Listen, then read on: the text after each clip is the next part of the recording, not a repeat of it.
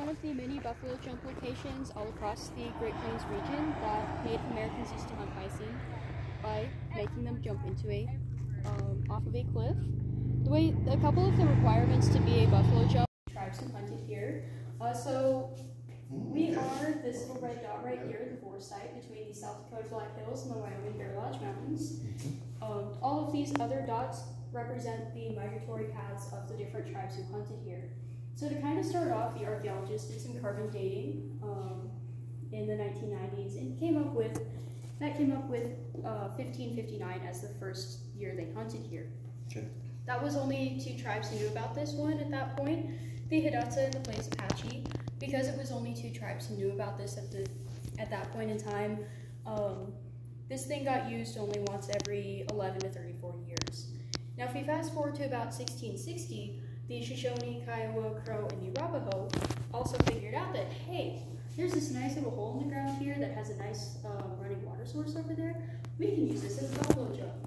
So they used this one every 5 years, kind of at their convenience because they did have many other buffalo jumps they would use kind of around the time they needed to do one. And they migrated quite a bit.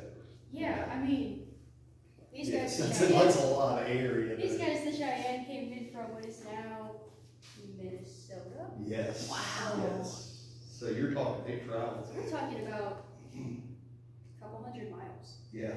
The Plains Apache, they actually came from what is now very southern Canada. Right.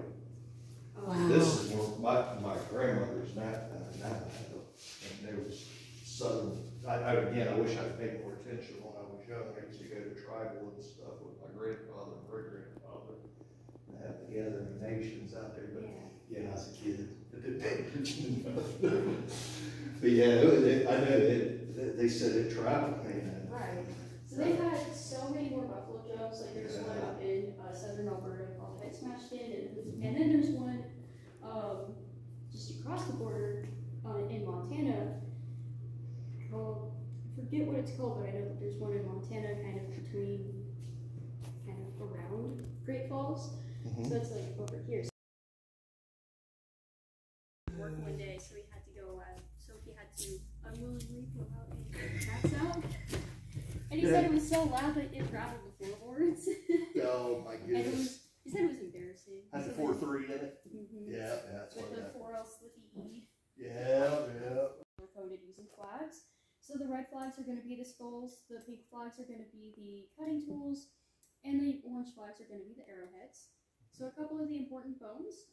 This guy right here is the lower jaw of a bison calf. Back especially during that time. Right.